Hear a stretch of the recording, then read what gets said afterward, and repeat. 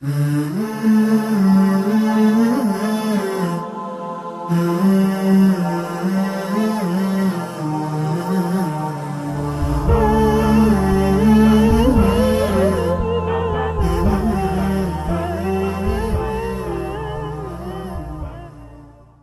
اللہ الرحمن الرحیم نحمدہ ونصلی علی رسولہ الکریم۔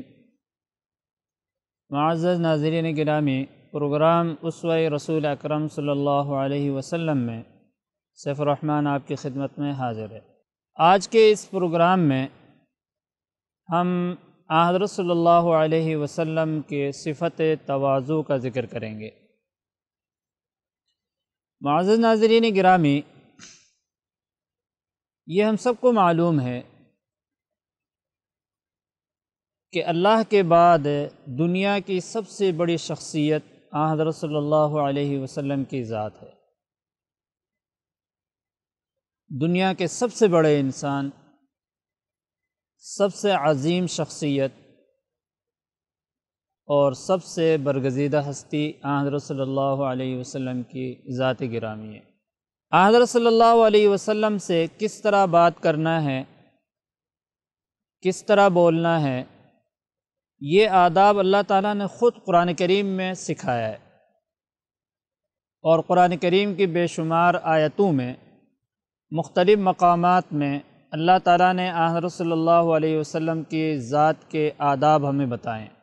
یا ایھا الذین آمنوا لا ترفعوا اصواتکم فوق صوت النبی، سورہ حجرات میں ہے کہ اے ایمان والو، مسلمانوں، اپنے نبی کے سامنے آواز کو اونچی نہ کریں، اونچی آواز میں نہ بولیں۔ اور ایک مقام میں آپ صلی اللہ علیہ وسلم نے، اللہ تعالیٰ نے آپ صلی اللہ علیہ وسلم کے حوالے سے یہ فرمایا کہ جس طرح تم ایک دوسرے کو مخاطب کرتے ہو، اللہ تعالیٰ کے نبی کو اس طرح مخاطب نہ کریں جیسے ہم کہتے ہیں وے ہے، اس سے منع فرمایا۔ یعنی اللہ تعالیٰ نے حضرت صلی اللہ علیہ وسلم کے ساتھ بات کیسی کرنی ہے، آپ کے سامنے کیسے بیٹھنا ہے، کس لہجے میں آپ سے بات کرنی ہے، یہ سارا قرآن کریم میں سکھایا۔ لیکن اس کے باوجود حضرت صلی اللہ علیہ وسلم کا اپنی ذات کے اعتبار سے آپ کے تواضع کو دیکھیں کہ حضرت صلی اللہ علیہ وسلم میں تواضع کس درجے کا تھا۔ حضرت عمر رضی اللہ تعالیٰ عنہ فرماتے ہیں کہ حضرت صلی اللہ علیہ وسلم نے ارشاد فرمایا کہ آپ لوگ میری تعریفیں نہ کیا کرو، میری تعریف میں مبالغہ نہ کرو۔ فرمایا جس طرح عیسائیوں نے حضرت عیسیٰ ابن مریم کی تعریف میں مبالغہ کی اور فرمایا گمراہ ہوئے، اس طرح تعریف میں مبالغہ نہ کرو۔ فرمایا میرے لیے یہ سب سے بڑی بات ہے کہ میں اللہ کا بندہ اور اس کا رسول ہوں، تو مجھے اللہ کا بندہ کہلانے میں فخر محسوس ہوتا ہے،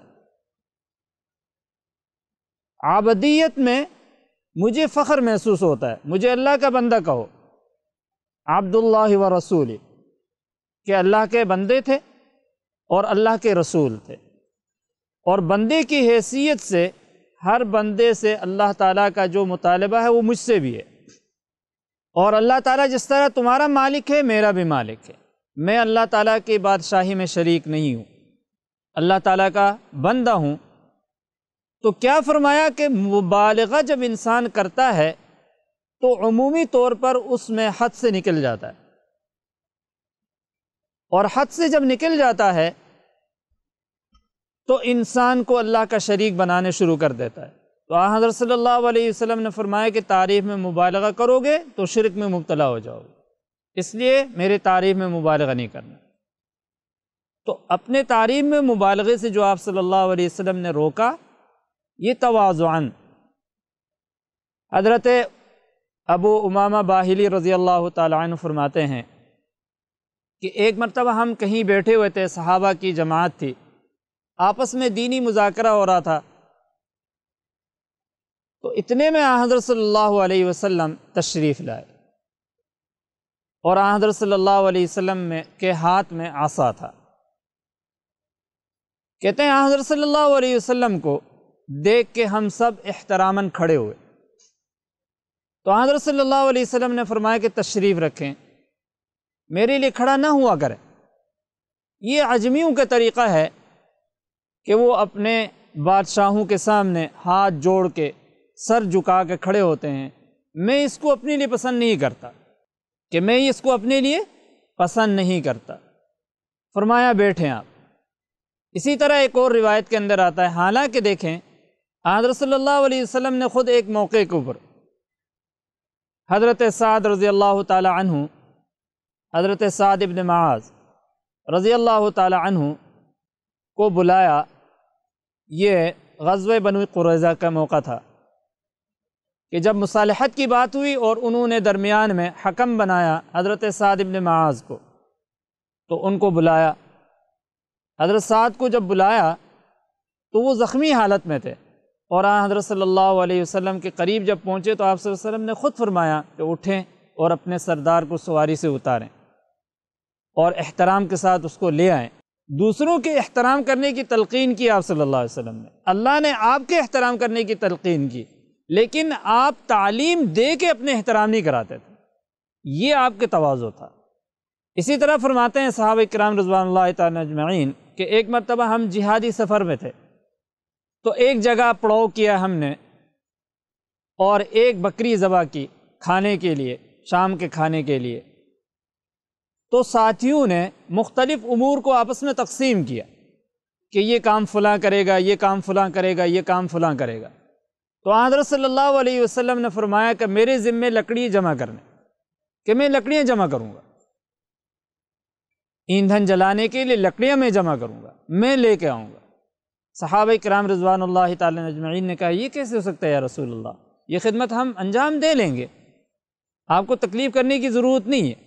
حضرت صلی اللہ علیہ وسلم نے فرمایا میں جانتا ہوں کہ آپ یہ کام بھی کر لیں گے، لیکن میں یہ پسند نہیں کرتا ہوں کہ میں الگ سے اپنی امتیازی شان قائم کروں تم میں، کہ امتیازی شان میں قائم کرنا نہیں چاہتا، بلکہ آپ کے ساتھ آپ کے کاموں میں شریک ہونا چاہتا ہوں، اور میرے اللہ کو یہی پسند ہے کہ جو اپنوں کے دسترخوان میں ان کے ساتھ بیٹھے، ان کے کاموں میں شریک ہو جائے۔ حضرت ابو ہریرہ رضی اللہ تعالی عنہ مشہور روایت ہے، فرماتے ہیں کہ ایک مرتبہ ہم آپ صلی اللہ علیہ وسلم کے ساتھ بازار جا رہے تھے، حضرت صلی اللہ علیہ وسلم کو کپڑے خریدنے کی ضرورت تھی، تو ایک جگہ سے گزرے تو آپ صلی اللہ علیہ وسلم نے ایک پاجامہ دیکھا، سراویل کہتے ہیں اس کو، جس کو ہم شلوار کہتے ہیں۔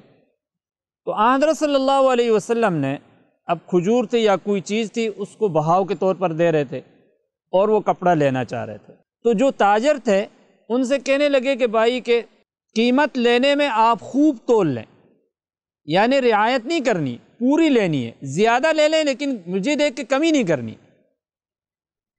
تو وہ حیران ہو گئے۔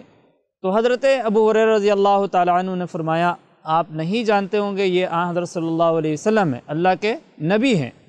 تو اس پر وہ تاجر فوراً اٹھے اور حضرت صلی اللہ علیہ وسلم کے ہاتھ مبارک کو چوما۔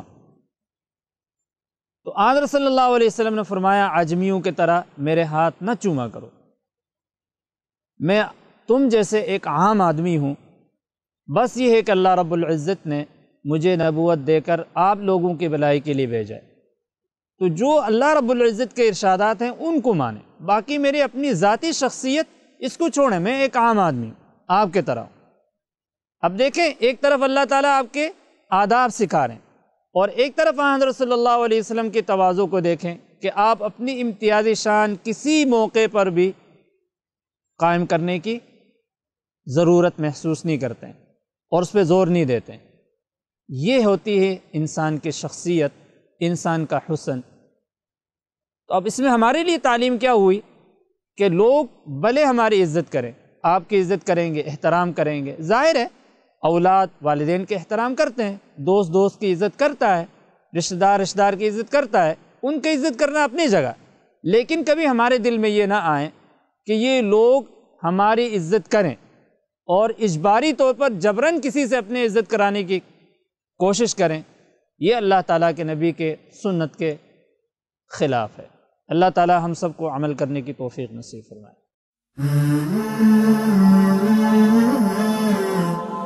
Mm-hmm.